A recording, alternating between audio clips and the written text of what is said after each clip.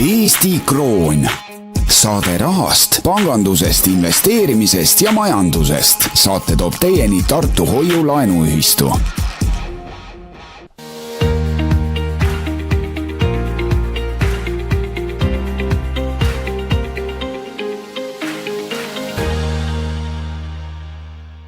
Tervitused kõikidele raadiokuulajatele, käes on jällegi esmaspäev, on Eesti Krooni saateaeg, stuudios Andor Roos ja Maksim Romanovitš ning saate toob teieni Tartu Hoiu-Laenuühistu ning saade rahast, pangandusest, investeerimist ja majandusest ja rahast saame rääkidagi, et kohe hea meel öelda, et võrreldes pärast viimast saadet on vähemalt minu tengelpung natuke paisunud, et on vahepeal juurde tulnud ühed väljamaksed või siis järjekordsed intressid tulnud, elektritakso kunagised võlakirjad maksavad ilusasti oma, mis see õige nimetus on, Andro, dividende või? Ei, intressi. Intressi maksavad. Ja energiahunt ka maksis vahepeal, kuigi sul vist ei ole endal neid. Ja, energiahunti mul ei ole, et ma võin öelda, et ma olen see võlakirjade hunt, aga energiahunt ei ole.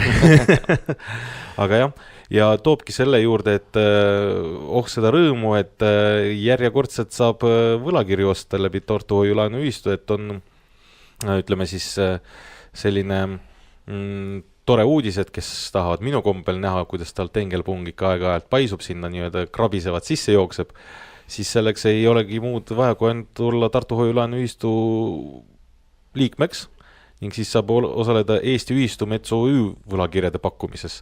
Et Andro, mis see Ühistumetsa võlakirjad endast kujutavad, et tegelikult kes on nagu meie pikemaajalised kuulajad teavad juba, mis see siis Ühistumets on, et see ei ole esimest korda, kui neid võlakirju müüakse. Jah, et esimesed võlakirjad on nagu lunastatud 2024. aasta lõpul ja nüüd on siis uued, mis me oleme välja andnud ja ongi uueks hooajaks valmistumine, et puidumaterjali vaja osta RMK käest, et ega me kuskilt mujalt ei osta, me nagu eratootjate käest üldiselt ei osta, sellepärast et RMK on ajalooliselt saanud kätte kõige magusamad metsatükid ja nendel on palju neid ja üle Eesti ja saavad tagada nagu ütleme stabiilse tarnimise.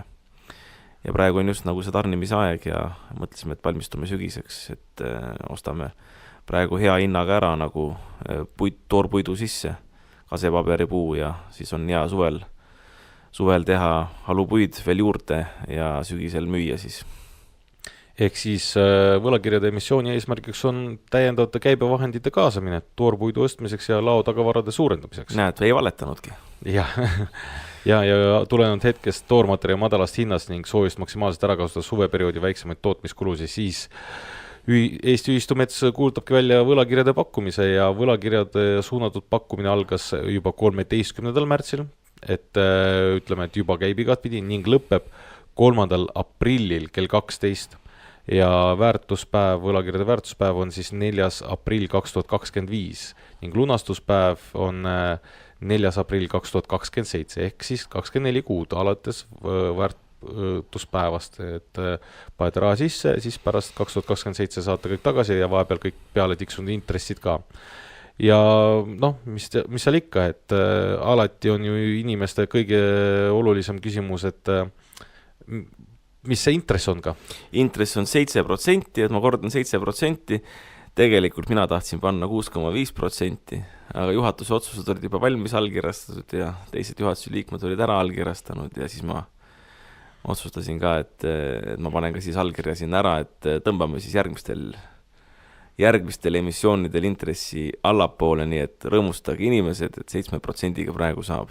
Et see on siis, ütleme, üle pika, või ütleme, see on see viimased 7-ga minejad pärast läheb juba langusesse, ja. Ehk siis kõik, mis krabisev on, et kõik tasuks siia praegu alla panna.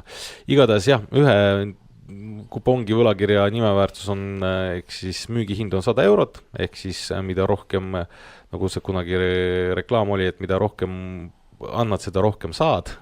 Mida rohkem panustad, seda rohkem lõikad ja intressi makstakse välja kord kvartalis vastavalt intressimaksepäevadele kokku siis 8 korda, ehk siis tingimused nagu ikka ühed ja samad, nagu meil on siin juba kombeks välja kujunenud, aga üks oluline aspekt on ka veel selle asja juures, et kui on selline väike kahtlus sees, et kas ikka tasub ja nii edasi, siis meie saate eetrisse mineku ajal või siis toimub kohvikus plaan B, siis kohtumine siis või nii-öelda Eesti Ühistumetsa võlakirjade infopäev, aga kõik, kes te ära kuulate, te kõik jõuate sinna ka, et esimene koosolek on siis kell 10, 24. märtsil ja siis kell 13.00. Ehk siis nii kui meie saade läbi saab, on teil veel tund aega minna kohvikusse plaan B, kus teid ootab ühistu metsa esindaja Reijo Puks ning vastab investorite küsimustele. Kohvikus plaan B siis Tähtvere tänav 4 ja seal saate siis kõikidele oma küsimustele vastuse ja mina ütlen, et ma olen seal ühistumetsas käinud ka, näinud, et töö käib, kõik ilusasti toimib ja veel kord, et kuna minul juba on ühistumetsa võlakirjad eelmisest korrast olemas, et olen ka näinud ilusasti ka laekumisi, ühtegi päeva hilinetud ei ole, et kõik on nagu vinks-vonks, et selline siis võimalus, et oma tengelpungi siis suurendada, et Andro, palju sul alla läheb? No ma pean vaatama jah, et selles mõttes, et äkki ikka midagi ostan, ma olen ikka 100 euro eest püüdnud kõike osta, äkki 100 euro eest siis. Natuke siit, natuke sealt ja see on nagu kuidas tüüpiline, et eestlase käest küsid, et kui vaatad, kes on nagu siuke võimekam ja rikkam ja siis küsid, et kurat, mees, millega tegeled? Ja nagu ikka see olemas, ei no natuke siit, natuke sealt teen on ju. No täpselt niimoodi. Aga keegi nagu kindlalt ei vasta, et kus see rikkus majja toodi. Ei. Okay. Nii ta on, aga ma arvan, et väärt asi nagu selles mõttes, et tootmine ikkagi ja eestimaine tootmine ja natuke väärindatakse ka seda asja, et ei ole päris toorpuidu välja müümine, et näed, tehakse toorpuidust vähemalt talupuitu. Sellised me oleme.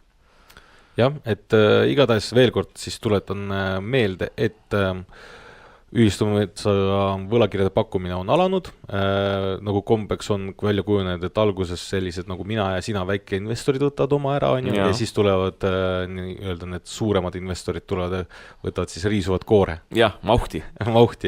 Jääme seda mahti momenti ootama, et kuigi tegelikult see asi on juba siin käinud, et oled sa nagu pilgu ka peale heitnud, et on, kuidas see aktiivsus hetkel on olnud? No ongi nii, nagu sa ütled, et väikesed on nagu ostnud. Väikesed on ostnud, No näed, et tuleb ka see väikeste patta veel praegu kiiruga ära hüpata. Igatahes jah, et veel kord kordan, et lõpeb 3. aprillil kell 12 ja intress on 7% aastas, 8 korda makstakse seda välja ja ühe võlakirja müügihind 100 eurot ja ega siin muud ei olegi, kui ainult, et tuleb olla astuda Tartu Hoiulaenuühistu liikmeks, et sellest pakkumisest osa saada, et sellised ta läheb. Aga lähme ka meie edasi, teeme siit ühe kiire hingetõmbe pausi ja siis oleme saatega tagasi ja siis räägime juba ka teistel aktuaalsetel rahandusteemadel.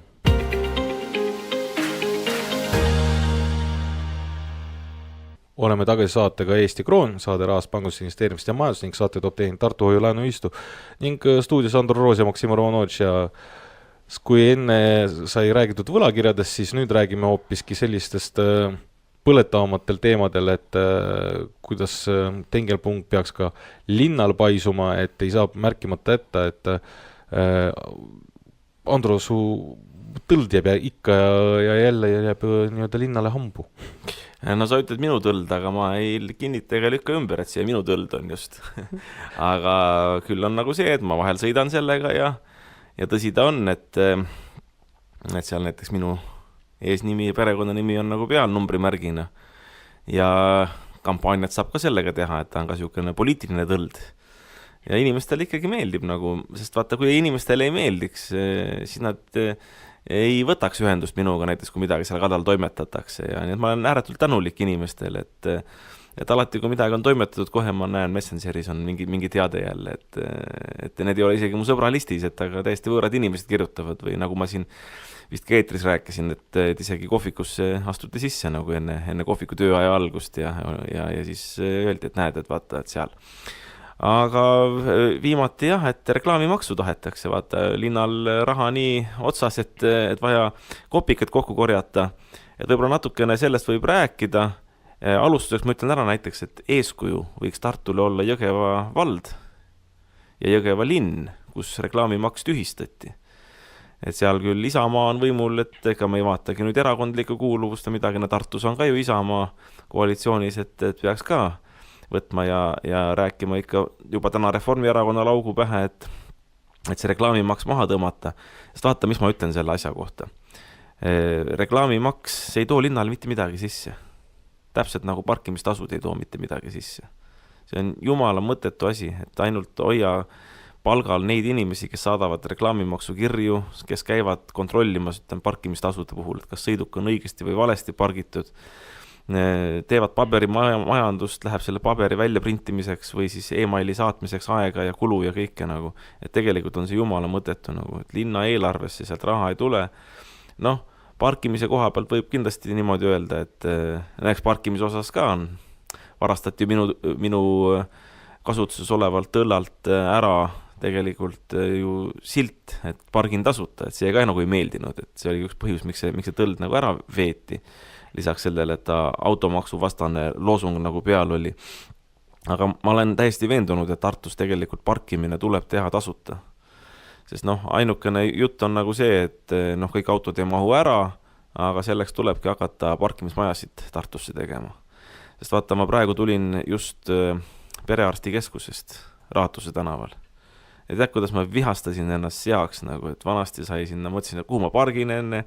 Mõtlesin, et vanasti oli 1,5 tundi või palju seal oli seal Raatuse parklas ja Raatuse ärimaja parklas, kus on kauplus ja asi. Et panen sinna, siis loen sildi pealt, et kuskilt tuleb mingisugust parkimisautomaadist võtta kliendi tšekk või kliendi mingi kviitung, et sa oled selle toidupoe klient või Raatuse 20 majas asuva mingisuguse äriklient ja paned selle kojamehe vahele, et siis võid 30 minti tasuta parkida. Siis ma hakkasin nagu korra minema sinna sisse, aga siis mõtlesin, et aga mina ei viitsi seda automaati otsida, sellepärast, et see võtab oma ette aja. Siis mõtlesin, et okei, et perearstikeskus üle tee või tervisekeskus, et lähen sinna, et kindlasti oma kliendid saavad tasuta parkida. Aga kus sa nagu sellega, et ilus parkla oli, see oli pooltühi, jälle, et ei või nagu parkida. Siis avastasin ringi sõites seal, et ikkagi oma parkimismaja on koguni tehtud tervisekeskusele. Sõitsin sisse, ma olen harjunud notaris käima ja seal pläskus või kus see on taskus. Et seal ikka esimene tund on nagu tasuta, et klientide huvides ju, et kui ma ikkagi sul klient olen seal nagu, et on loomulik, et ma sinna, ütleme, terveks ööpäevaks parkima ei tule, et muid asju ajama, et ma tulen ikka kaubanduskeskusesse, ma saan tasuta parkida tund aega näiteks. Et seal taskus ma saan, selle eest ma olen tänulik, see on väga, väga tore, väga, väga hea korraldus, aga näed tervisekeskuse parkla kohe, et 1 euro esimesest sekundist. Mul oli tervisetõendid sealt tarvis, tervisetõend ise maksab 35 eurot, ega see 1 euro mind muidugi maha ei löö, aga päris palju kamma ei jaad nagu sellega, et läksin mingisugust asja ajama, ühest parklast hirmutati ära sellega, et mingit kviitungit oli vaja, teise parklasse ei tohtinud üldse minna ja kolmandas juba taheti siis euro saada. Mõtle, kui palju ma nagu seal keerutasin ja tiirutasin ja CO2 õhku paiskasin, nii et selle pika jutu kokkuvõtteks ma tahaks öelda, et ega siis mina ei ole ainuke loll, kuigi mine tea, võib-olla ma olen, aga kui mõni raadiokuulaja ennast ka ära tunneb, et ta on taolises situatsioonis, siis ma usun, et meid on nagu päris palju ja mõtle, kui palju asjatud segadusse nagu tekitab, et sa sõidad ühte parklasse, siis teise parklasse, siis tiirutad, keerutad seal linnas ringi, niigi tihe liiklus, lõpuks lähed sinna, aeg kulub, närvid kuluvad, mul mõõdeti vererõhku, pereõde küsiski, et miks sul siis natukene kõrgem on, aga ma juba vihastasin, kui ma sinna tulin, ongi natukene kõrgem juba, eks ole. Et siis proovid korrast ära, eks ole. Siis pärast hakkad mõtlema seda, et vanus juba tuleb peale, kas ma tõesti siis nii haige olen, eks ole, tööpäev ees. Tulin siia saatesse, ei tahaks ju paha tujuga tulla, ikka hea tujuga, eks ole. Aga ikka teeb natukene tuju pahaks, kui öeldakse, et sul vererõhk on natukene kõrge. Kõik sellised asjad, nii et ma ütlen, et tegelikult parkimine peaks olema tasuta. Ja mitte isegi ei peaks olema, et parkimine peab olema tasuta, sellepärast, et inimese närvikava maksab ka midagi, liiklusrahu maksab ka midagi, turvalisus maksab ka midagi, lihtne ja ütleme selline sujuv asjaajamine maksab ka midagi ja linn peaks tegema parkimismajad. Kuhu sa teed seda parkimismaja? Süku ju tuleb. Võt, Süku tuleb, eks ole. Aga igale poole saab parkimismajasid teha, ega see on planeeringute koostajate küsimus. Parkimismajad saab teha ka parkide alla näiteks, et ega tuleb linnaruumi mõistlikult ära kasutada või ka teede alla. Et igale poole saab teha, et teid ju kogu aeg võetakse üles, et mina siin jooksu pealt ei oska öelda, kuhu täpselt need parkimismajad tuleb teha, aga see ongi planeerimisülesanne. Fakt on see, et neid tuleb hakata tegema kesklinna, mitte ainult nõuda arendajate käest, et arendajad tehku, eks ole, aga neid tuleb ka linna jaoks teha, sest vaata, ma ütlen sulle, mille peale ma hakkasin nagu mõtlema praegu, et vanasti Raatuse ärimaja parkla oli 1,5 tundi tasuta. Aga nii kui tehti kõrvale nüüd see tervisekeskus, mis oma parkimisest võtab 1 euro, siis on teinud karmimaks või kallimaks ka Raatuse ärimaja oma parkimistingimused. Ja vaata, kui me kõik parkimise suuname eraparkimise peale, no siis lõpuks nagu ongi see, et naabrid hakkavad üksteist üle trumpama, et kes pakub odavamalt või kes mingi trikiga. Ja lõpuks on niimoodi, et hinnad mitte ei lange, konkurents mitte ei langeta hindu, vaid konkurents tõstab hindu. Kui veel linn ise on ka juures, kes pidevalt seda tasulise parkimise ala laiendab, lõpuks viib linna piirini, et mine pargi Luunja valda, eks ole, tahad Tartu linna tulla asju ajama.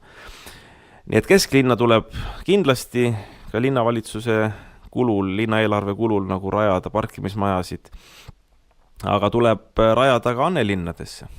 Mitte Annelinnadesse, meil on üks Annelinna, eks ole, Annelinna mikrorajoonidesse, ma tahtsin öelda. Ja korteriühistud aidatakse, linn peakski aitama need korteriühistud, sellepärast, et ega linna ülesanne on luua selline turvaline elukeskkond ja neid sinna saab väga hästi luua, juba nõukogude ajal hakati ju pihta. Maa alla tehakse mäekesed sinna, siuksed väikesed. See tuleb meelde küll ja mulle tuleb meelde, et vanasti vähemalt 90. algus olid ju mitmed parkimisplatsid, mis olid valvega parkimisplatsid, kuhu inimesed enda autosi ööseks tõid, et need platsid on siiamaani alles, aga lihtsalt ei ole enam tara ees ja ei ole enam valveputkat. Ei ole valveputkat ja ma ütlen, et ega nende platsidega saab hiljem teha mida iganes, kui sa teed väikse mäekese või päris maa alla, sinna peale saab teha kas või inimestele, Annelinna inimestele kasvuhooned. See korteriühistu peaks ise seda hiljem tegema, see ei ole muidugi linna ülesanne, või teed lihtsalt pargi või mis iganes. Aga sealt on päris ilusad asjad võimalikud nagu saada, ja osad korteriühistud ongi ju seda teinud selles suunas ja lihtsalt linn peab siin abikäe ulatama. Ja kes nüüd ütleb seda, et kus siis linn seda raha saab, et maksukoormus tõsta ja nii edasi. Aga mina näiteks vaidlen vastu sellele, sest ütleme, kui me võtame kas või vana linna, mis Tartul nagu on. Vana linn on tühjaks jooksmas, seal ei ole mingisuguseid kinnisvaraarendusi ega asju, suuri, ei ole ka ärisid, kes tahaksid toimetada, ikkagi lähevad minema. Linnal on endal seal kinnisvara, aga vaata, kui sul rentnikud minema lähevad, ega ei ole väga hea, ega siis linn ka ei teeni midagi. Parem on see, kui äri käib, tegevus käib, siis on võimalik ka maksu saada, siis on töötajad, siis on võimalik üksikisiku tulumaksu osa saada linna eelarvesse. Ja teine asi on see, et tegelikult need vanalinna majad, osad, mis on pooltühjad, nendest on võimalik teha eluhooned arendajatel. Juhul, kui on olemas, ütleme siis võimalus parkida. Täna seda võimalust vanalinnas ei ole, aga kui ikkagi ka vanalinna päris keskele planeerida korralikud sellised avalikud parkimismajad, siis on võimalik kokkulepped arendajatega, et näed, et linn tuleb vastu sellega, et võimaldab rohkem kortereid teha. Normaalsete suurustega korterid ja sellise arvu kortereid, et arendajal oleks ka mõtet hakata seda vana maja renoveerima ja et see hiljem kasumlikult maha müüa. Turu tingimustel. Et tuleb siis linnal tulla vastu sellega, et need korterid rohkem saaks sinna plaanida, aga vastu arendaja teebki avalikud parkimismajad, mis oleks nii nende uute elanike jaoks kui ka linnarahva jaoks. Nii et kirik keset küla. Linn peab ka ikka hakkama natukene nagu ettevõtja mõtlema. Ja nüüd tulles tagasi minu selle vankri teema juurde, vaata ma ütlengi seda, et nagu sa Maksim ütlesid ühes siin saates, et kuule ole muret, et küll sul hakkab kirjutama, see on erinevad. Reklaamimaks kirjutab, linnavalitsus kirjutab. Siis kui ma vastu hakkasin puiklema, tegin Facebookis postituse, et Tartu otsib reklaamimaksu maksjat, sellepärast, et mina eitan, et mina nüüd oleks selle reklaamimaksu kohustuslane, sest linna enda määrus pealkirjaga reklaamimaks ütleb selgelt, et reklaamimaksu kohustuslane on reklaami paigaldaja. aga ma panen käe südamele ja piiblile ja kuhu iganes, mina ei ole seda reklaami sinna paigaldanud. Ja ma ka ei oska öelda, kes selle on paigaldanud. Et mul on pildid saadetud, et see on paigaldatud, aga ma ei oska öelda. Ja kes arvab seda, et ma lolli juttu ajan, tead, kohvikusse on nii palju inimesi, kohalikke inimesi toonud, see ongi kogukonna kohvik, on nõusid toonud, on moose toonud, kuuldavasti tahetakse mujale ka veel neid reklaami üles panna, on tuldud isegi mulle näitama, aga vaat selle inimese nime ma ei ütle, nagu kes viimati käis ja tahab ka üles panna kuhugile nagu reklaami, aga sellepärast, et ma arvan seda, et kogukonna asju reklaamida nagu, et seda inimest karistada reklaamimaksu maksmisega, et see oleks küll nagu totter. Ja vaata, siit me jõuamegi. No ja siis muidugi küsiti juba, et kus kassaaparaat on ja selle kohane märgukiri saadeti ja no ühesõnaga. Vaata, siit... ma nagu nägin nagu läbi vee, et Andro tuleb, kõik need... No tuleb, ei, no ja ma usun, et need ei jää veel viimaseks, eks ole. A point ongi ju tegelikult selles, kui me Eestis tahaksime või kas või Tartus tahaksime ettevõtlust käima tõmmata, ei ole vaja teha mingid igast ettevõtlusinkubaatoreid või ma ei tea, mis bürokraatia vähendamise töögruppe. Esimene 3 aastat peavad olema alustaval ettevõttel täiesti bürokraatia vaba. Ei tule sulle Terviseamet, ei tule sulle Maksuamet ukse taha, ei tule sulle linnavalitsus, ei tule sulle mitte keegi. 3 aastat toimeta, tegutse, heast usust eeldatakse, et sul on kõik korras, nii tervisekaitsenõuetega, nii maksuasjadega, nii reklaamiasjadega. Ei ole vaja lajatada ju kohe, vaata, ma räägin ausalt, et kui selle kohvikut sai nagu üle võetud, esimene investeering, mis tuli teha, külmkapp tuli osta, lauad tulid osta, toolid tulid osta, väga palju asju tuli osta, et see ikkagi läks mõned tuhanded ja neid kulusid rohkem tõesti juurde ei ole vaja ja väga palju segadust on ka alguses ja niigi mõtlemist, et kuidas nagu teha niimoodi, et rohkem kliente tuleks ja kas või seal menüüd kõpitseda teha, ühesõnaga, et asja paremaks teha, mitte ei peaks suunama energiat selle peale, et hakata mõtlema, et kuule, kas mul ikka see luba on, teine luba ja kas see ja teine. See kõik on ju ajakulu ja rahakulu ka loomulikult, nii et mina ütlen seda, et ainukene majandusprogramm, et kuidas väikeettevõtlust käima saada, ongi see, et 3 aastat ükski riigiasutus alustavat ettevõtjat toimetada ei tohi. Selle aja jooksul teed asja korda, selle aja jooksul selgitavad välja, kas sa elad või sured, ega väga paljud algatused ka lõpetavad ära, et proovitakse ja ei tulnud välja. Aga mis sinna riiki segada siis, eks ole? Kui inimesel niigi välja ei tulnud, see on selge, et ega ta kasumit ei teeninud, sealt ei ole ühtegi penni maksu võtta. Kui ta kinni pani selle 3 aasta jooksul, järelikult ei tasunud ära. Aga kui pärast 3 aastat jääb elama, püsima, tuleb otsa kokku ja rohkem ka, vaata siis on tõesti nagu see, et peavad olema mingisugused minimaalsed nõuded, need tuleb ära täita ja loomulikult tuleb ka riigile maksu maksta. Ja ütleme niimoodi, et kas võid öelda, et selle plaan B kohviku tegemisega, et sa oled nagu ütleme natukene nagu ka varba kastnud sellisesse natuke teise ettevõtlusvormi ja käid kogu selle kadalippu läbi, et sa saad ütleme mingil määral, elukool praegu tuleb. Nojah, tuleb jah selles mõttes elukool, et tomatikasvatusega isegi nii palju ei ole, et seal ei ole nii palju bürokraatiat. Et mingil määral on, aga kohvik on jah niisugune kõige paremas mõttes väike ettevõtlus, et ühistuga ma olen ju ka teinud, ma olen kõik need asjad läbi käinud, ega ühistu oli ka algus väga väike, need tütarettevõtted. Aga ta on kasvanud suureks ja seal nagu aruandlus koormus mingis mõttes on nagu loomulik, kuigi sealt tuleks ka seda kõvasti maha kratsida. Et see on nagu ebaloomulik, aga ütleme selles mõttes ma olen nagu harjunud ja seal on mul nagu ka töötajad spetsiaalsed, kes siin selle aruandluste asjadega nagu tegelevad ja ma ei ole tõesti aastaid enam puutunud igapäevaselt nagu nüüd otseselt mingisuguste ametnikega otsesuhtlusse, et ma suhtlen nagu poliitikutega ja ütleme kõrgemal tasandil, aga nüüd ma näen nagu seda väikeettevõtja poolt ka selgemini omal nahal. Selles mõttes selgemini ma nägin enne, aga omal nahal tunnen ka, et tõesti väga palju on ebamõistlikkust nagu. Ja teise koha pealt ma ütlen, et kas see võib natukene öelda, et seda tõlda natukene ikka, et noh, kiusatakse, et vaadati, et ma saan aru, et vaata parkimise eest nad sul seda ikkagi raha sisse kasseerida ei saanud, sest sa ütlesid ära tõestada, et see ei ole auto, on ju. Aga ta on sõiduk. Aga ta on sõiduk ja nii, et ja nii, nüüd on see, et okei, kui me sellega nagu ei saanud pihtide vahele võtta, siis võtame siis selle reklaamimaksuga pihtide vahele. Jah. No ja nüüd, kui ma saan aru, et sel teemal käib ka nagu vaidlus, et kui see välja ei tule, et mis sa arvad, mis sealt võib järgmisena tulla, millega, et see ei oska öelda. Saastamismaks, jah, et mõtle.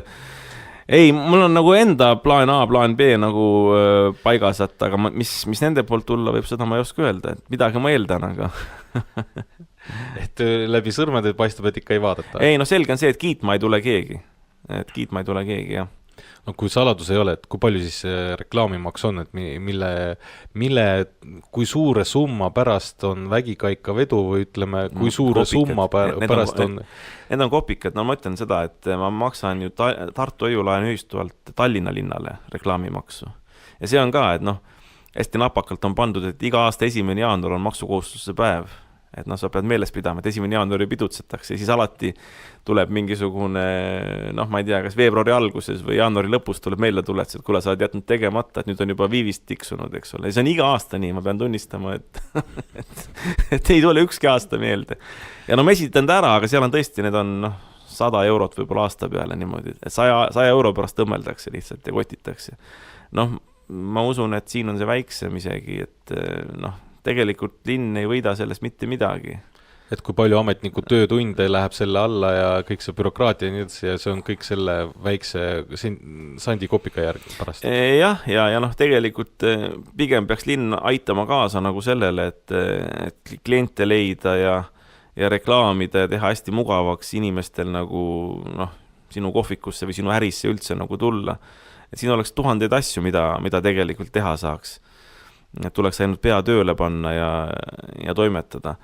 Aga noh, ütleme, nemad on selle peale läinud, et lihtsalt lihtsatest kohtadest võtta, nagu enda jaoks lihtsatest kohtadest, et noh, et paned plakati üles, maksad, võtad töölise, maksad, eks ole, noh, saad käivet, maksad, et aga nad ei vaata nagu seda lõpptulemust niimoodi, et noh, tööline ei tähenda ju veel seda, et sul noh, tööd tehakse küll, aga tulemus tuleb, eks ole.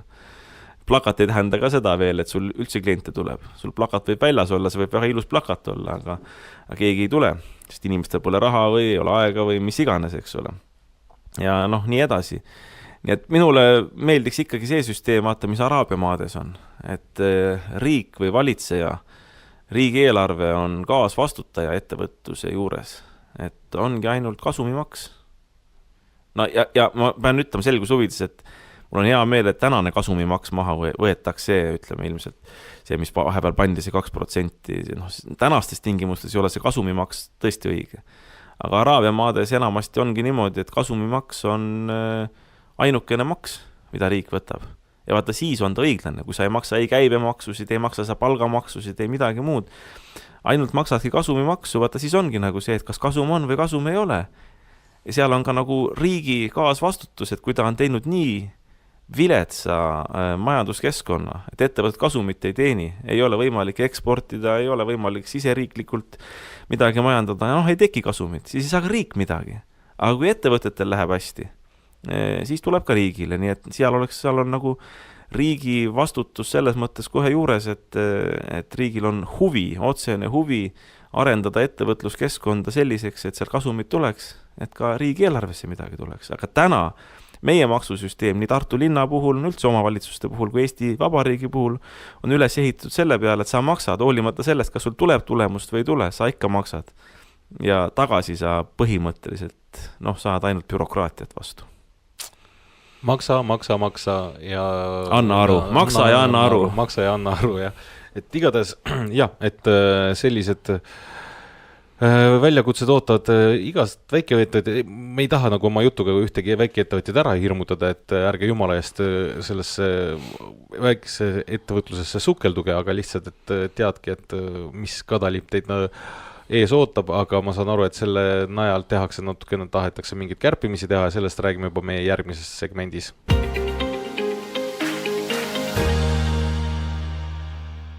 oleme saatega tagasi, saade on Eesti Kroonsaade, rahast panganduse investeerimist ja majandust ning saate toob teinud Tartu Hoiu-laenuühistu ja mina, Maksim Romanovitš ja Andro Roos oleme siin stuudios just arutlemas, et kuidas siin see bürokraatia ikka igatpidi jääb hambusse ja seda nii palju nõutakse ja ükskõik millega sa tegelema ei hakka, oled sa suur asutus, väike asutus, et kõigega sellega peab tegelema ja aga ma saan aru, et mingid positiivseid samme hakkab ikkagi selles suhtes toimuma ja liikuma ja ühte sinu ütleme siis, kui finantsasutuse pidaja arvamust on ka küsitud. Jah, et üllatuslikult Finantsinspektsioon saatis kirja, kus küsis maikuuks arvamusi ja ettepanekuid, et kuidas siis vähendada finantssektori bürokraatiat. No ja ma saan aru, et see on juhindutud siis sellest üldisest kampaaniast, mille nüüd siin peaminister Kristen Michal on käima tõmmanud Elon Muski eeskujul Ameerika Ühendriikidest, et tuleks nagu riigi sektori ja üldse riigis olevat bürokraatiat nagu vähendada ja siis erinevad ametkonnad on käsud kätte saanud, Finantsinspektsioon sealhulgas, et siis turuosaliste käest küsida, et mida peaks tegema. Nii et selles mõttes muidugi on see samm õiges suunas, kuigi kui sa küsid minu isiklikku arvamust, siis ma arvan, et sealt tulemust ei tule. Ei võta keegi bürokraatiat maha ei tänase valitsuse tingimustes ega selle ideoloogia tingimustes, mille järgi meie riik täna nagu elab. No aga kui oled sa enda peas ikkagi midagi kaalunud, et kas sa vist päris nagu tühja A4 lehte sinna saatma ei hakka? Ei, ma panen ikka täis nimekirja, aga jällegi ega see tegelikult ei ole kerge ülesanne, sest see nimekiri tuleb väga pikk ja nimekiri tuleb väga põhjalik. Ja päris niimoodi ma ka öelda ei saa, et kõik on nagu jama, aga 90% mida tehakse on ikkagi jama. 90% on jama, 90% tegelikult tegevustest mida tehakse pankade suhtes kas või hoiulaenuühistute suhtes või üldse ettevõtete suhtes või makseasutuste suhtes. See on jama. Võtame kas või selle. Võtame rahapesu temaatika. Ma ütlen siia selle kohustusliku mantra ette ära, et see kõik on muidugi väga oluline, et raha ei pesta ja terrorismiga ei tegeleta. See on ütlematagi selge, normaalne inimene sealhulgas normaalne ettevõtja ju tegelikult ei tee ettevõtlust või oma tegevust selleks, et näiteks palgast kõrvale panna või osa oma ettevõtlustulust suunata sinna, et relvasid osta või ma ei tea, Putinit toetada või ma ei tea, kes need halvad siin kõik on, keda nagu toetatakse. Ei ole tegelikult. 99,99% ettevõtjatest tegelikult, kui nad tegelevad ettevõtlusega, siis nad tegelevadki selle oma ettevõtlusega ja 99,99% Eestis elavatest inimestest ka tegelikult, kui nad palka saavad või rahasid liigutavad, siis nad teevad seda oma elu korraldamiseks, et nad ei tee seda terrorismiks, Putini jaoks, sõja jaoks, mitte millegi taolise jaoks, nad teevadki seda oma igapäevase pisikese elu korraldamiseks. Jah, nii et ma usun, et sa, Maksim, võid minu juttu kinnitada või oled sa toetanud nagu midagi taolist? Ei, ma ei ole midagi toetanud, on see, et 90, nagu sa ütlesid. Sul ei ole vahel isegi raha võlakirju osta, nüüd rääkis Putinile anda või relvi osta, eks ole. Et ongi, et 99,9% minu selle kuludest või teenitud rahast ongi nagu elementaarsed kulud, mis vajavad katmist ja mille pealt on vaja millest omakorda väga suure osa läheb riigile maksudena. Nii, aga nüüd ma räägin sulle. Vaata, kogu aeg tuleb meil igasugused, meil on erinevad koostööpartnerid, meil on ju kaardimakse koostööpartnerid, neid omakorda kontrollib Finantsinspektsioon, meil on Leedu keskpank, mida omakorda kontrollib ja ühesõnaga, see on terve võrgustik ja meid kontrollitakse ja siis, kui me kanname teistesse pankadesse raha, siis neid kontrollitakse ja nemad kontrollivad meid ja see on ükskõik süke ristpundar. Mis asi see rahapesu seadustik on? See tekkis ju peamiselt pärast terrorirünnakuid ja eriti teravaks läks siin ütleme 2014, kui see Krimmi sõda ja see tekkis ja ütleme sealt kandist on see asi tekkinud. Ja võib-olla kui tal alguses ka mingisugune mõte nagu oli, siis täna on ta selle mõtte minetanud, sest ütleme, kui me vaatame seda asja tegeliku poolt. Ütle, kas siin kurdetakse, Ameerikagi on ametlikult ju välja öelnud Trumpi valitsuse poolt, et pool rahast, Trump on ise öelnud seda, pool rahast, mis Ukrainasse on antud, on kõrvale läinud. Et pool laskemoona ei ole sinna jõudnud, pooled relvad ei ole sinna jõudnud, järelikult nad on jõudnud mustale turule. Aga kui raha saadeti, kas siis saadeti läbi, mis rahaasutuste siis saadeti läbi Putini rahaasutuste või mis rahaasutuste? Ikka nende samade lääne rahaasutuste läbi, kellele justkui need igasugused nõuded asjad kehtivad. Ja kui öeldi, et noh, et läheb Afrikasse need relvad ja kus kriisikolletesse, Araabiasse, no ka milliste pankade kaudu seal siis liigutatakse või milliste kaubateede kaudu nad lähevad, eks nad lähevad ikka ametlike kaubateede kaudu. Nii et fakt on nagu see ühe külje pealt, et tegelikult reaalset relvakaubandust, sõja rahastamist ja terrorismi rahastamist mitte kuidagi ei ole suutnud need reeglid takistada ja selles ei ole süüdi sina, mina, meie eestlaste ettevõtted siin, meie juures tegutsevad pangad, makseasutused ega keegi, vaid noh, need on ikkagi väga suured ja konkreetsed privilegeeritud rahaasutused, kust kaudu need asjad liiguvad ja kus silmad kinni pigistatakse ja kus ükski finantsinspektsioon ega asi sinna juurde ei saa, isegi kui nad sellest asjast teaksid või teavad. No see on asja üks pool. Aga asja teine pool on see, et noh, kuna ta selline absurd on, terve tööstusaru, noh see on jutumärkides tööstus, sest tööstus seal ei ole, seal midagi reaalselt ei toodeta peale bürokraatia ja paberite. Aga terve tööstusaru on selle rahapesu peal üles ehitatud. Noh, saad sa aru nagu selles mõttes, et meilt nõutakse nagu seda, et me teeksime, et on ütleme siis terroristide nimekirjad. Aga neid terroristide nimekirju, see asi on ka väga segaseks aetud, ei ole nagu ühte tsentraalset terroristide või sanktsioneeritud isikute nimekirja. CIA-l on oma, FBI-l on oma, Euroopa Komisjonil on oma, noh, erinevatel organisatsioonidel on oma ja loomulikult ei ole need nagu nii avalikud, et sa lähed ja klikad, noh, paned Google'isse sisse, et sanction list, eks ole, leiad kohe nagu terve hulga liste, kus sa saad otsingut teha. Need on kõik siuksed enam-vähem, noh, kas mingi maksumüüri taga või lihtsalt müüri taga, mis tähendab seda, et nüüd, kui sulle pannakse kohustus pidevalt monitoorida ja järjest tihemini monitoorida, et kes sinna nimekirjadesse on kantud ja ma toonitan veel, et ei ole mitte viidet ühele konkreetsele nimekirjale, vaid üldse abstraktsele sanktsioonide nimekirjale ja need sanktsioonide nimekirju on võib-olla 10 või 100, et siis tekib ju sinna juurde ettevõtteid, kes pakuvadki seda otsinguteenust või niisugust andmetöötlusteenust ja see ei ole odav, noh iga päring maksab, siis sind hakataksegi sundima, et aga sa peadki tellima, noh alguses näiteks meie juureski oli, et me kord aastast monitoorime läbi. No okei. Aga nüüd tulevad juba käsud alla nagu, et ja need on sellised viisakas vormis, et see ei ole käsk, et me soovitame teil teha, aga muidugi seda jäetakse ütlema, et kui sa soovituse nagu puu taha saadad, et noh, siis järgmine on lepingu üles ütlemine või tegevusloa äravõtmine, nii et noh, see ei ole nagu variant, et sa pead seda soovitust nagu järgima, et see ongi nagu maffia. Et ega see, kes see oli seal? Chicago maffiamees. Al Capone, tema ka ju väga viisakas vormis tuli katuse raha küsima, aga ma ei usu, et ta sul kohe revolvri välja võttis, et kui sa ikka kohe talle katuse raha ära maksid, ta surus sul kätt ja oli igati viisakas tal lips ees ja kaabu peas. Et kui sa vastu hakkasid, siis võisid tina saada, nii et noh, sama on ju tegelikult tänapäeval. Ja see on terve nagu tööstusaru, siis seda kontrollitakse, on siseauditit, noh, kas või meie makseasutus, ma ei tea, kas me teeme 4 või 5 siseauditit erinevatele organisatsioonidele aastas. Siis on, kes sul valmistab sisekorra eeskirjad, dokumentatsiooni, et siis seda kontrollitakse, siis ei jääda selle kontrolliga rahule. Siis sa võtad kuskilt 3. kohast veel nagu veel täiuslikuma siis eeskirja lased kirjutada. No siis on jälle, siis seda kontrollitakse, kas sa seda reaalses elus nagu rakendad 4 või 5 siseauditi poolt. Siis on välisaudit. Meil on 3 välisauditit nagu põhimõtteliselt, majandusaasta aruande auditeerimine, aga seal on veel mitmeid asju, mida peab tegema. Siis on uued need toora nõuded, mis nagu on näiteks sisse tulnud, et sul IT-süsteemide kontroll. Aga kõik need kontrollid on sellised, et vaata, kui sinna sisse nagu süveneda, siis vaata, kui sina kuulad seda või raadiokuulaja, siis ta mõtleb niimoodi, et noh, et seda kontrollitakse sel eesmärgil, et näiteks IT-süsteemid oleksid turvalised, et noh, et ma ikka ülekandeid saaks teha ja mu raha kuhugile ära ei kao ja bla bla bla.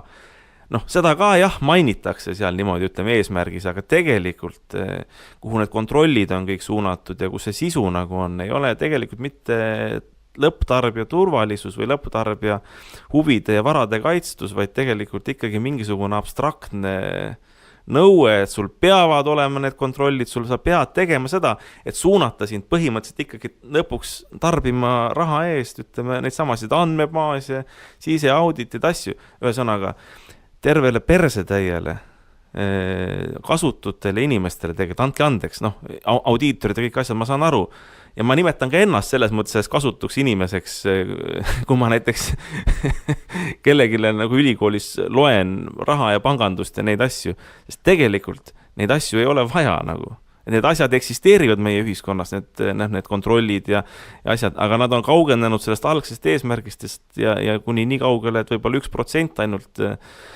neid reaaleluliselt oleks vaja, 99% ongi, kõik teenib seda eesmärki, et saaks aga pumbata välja rohkem raha ja kellele see asi suunatakse, see suunataksegi lõpptarbijale, et lõpptarbija maksab selle kinni. Kusjuures samal ajal kasutatakse dumping-süsteemi. Noh, ma olen siin rääkinud ju näiteks seda, et näiteks iga kaardimakse eest sina, Maksim, ei pea maksma ühisarveldustele midagi, aga ühisarveldused iga sinu makse eest peab maksma. Kui me nüüd tuleksime sinu juurde küsima, et kuule, et Maksim, et noh, meie peame maksma, et maksa meile vähemalt see, mis meie käest küsitakse. Ta saadaks meid puu taha, ütleb niimoodi, aga Swedbank või SEB ei küsi seda. See tähendabki, Swedbank ja SEB on kasvanud nii suureks, et nemad kasseerivad sinu käest selliste teenustega selle oma kasumid sisse ära, mida sa mitte kuskilt mujalt sisse osta ei saa. Ja nüüd teevad sulle väikse soodustuse, ütleme, kaardiga maksmisel, et sealt nad sinu käest ei küsi, et sealt võtavad väikese kahjumi sisse. Ja sellega nad takistavad meiesuguste nagu ühisarvelduste või Tartu Hoiulaenusuguste väikeste tegijate turule sisenemise. Sest suuri asju me nagunii teha ei saa, me ei saa finantseerida ega seal kaubandusskeemides osaleda nagu suured pangad, ütleme, kui on suured rahvusvahelised nafta liigutamised või kaupade liigutamised, sinna me ei saa. Sealt tulevad need põhilised kasumid, eks ole. Aga nende suurte kauba ja raha liigutamiste pealt ristfinantseeritakse nende väikeste elutähtsate tehingute tegelikult kulusid ja siin välditaksegi põhimõtteliselt omamaise raharinglussüsteemi tekkimist, omamaise üldse kaubavahetuse kõige selle tekkimist. Et tegelikult on see üks suur ämbliku pundar, et seda on isegi väga keeruline seletada siin raadioeetris ja kui siin tõesti rääkida bürokraatia vähendamisest ja majanduse tervendamisest ja finantssüsteemi tervendamisest, siis ma tõesti ütlen, et 99% või 95 või 90 selle suurusjärgis protsenti kogu sellest bürokraatiast ja nõuetest tuleb maha võtta, sest nad ei teeni seda eesmärki, et need tegevused oleksid lõpptarbija jaoks turvalised ja soodsad. Ja põhiline on see, et lõpptarbija on see, kes selle nagu nii pulli kinni maksab. Lõpptarbija maksab pulli kinni. Ja, aga meie tahame, et maksaksite, kui kasutada nii metafooriliselt, nagu me siin oleme praegu just rääkinud, et metafooriliselt maksaksite kinni sellise pulli, kus Tartu ühistu mets saaks Eesti ühistu mets. Vabandust, jah, Eesti ühistu mets saaks täiendavaid käibevahendid kaasamaks toorpuidu ostmist ja laotagavarade suurendamiseks ja ehk siis ostke palun Eesti ühistu metsa võlakirju läbi Tartu Hoiulaenu ühistu, aga erinevad sellest pullist, kus riik teilt kogu aeg sisse kaseerib, on see, et ühistu mets tahab hoopiski 8 korda teile teha intressi väljamakseid ja intressis 7% nendel võlakirjadel ja veel kord tuletan meelde, et võlakirjade märkimine kestab siis 3. aprillini, on teil aega mõelda ja kui te tahate kohtuda Reijo Puksiga, kes on siis Eesti ühistu metsa juhatuse liige ja tema käest natuke täiendavat infot, siis veel täna, kohe pärast seda saadet kohvikus Plaan B Tähtvere tänav 4 on Reijo Puks kella 1 valmis teie küsimustele vastama, nii et kohtumiseni juba kohvikus Plaan B ja aitäh kõikidele kuulajatele ja kes kohvikusse ei tule, siis kohtume juba järgmisel nädalal. Kohtumiseni.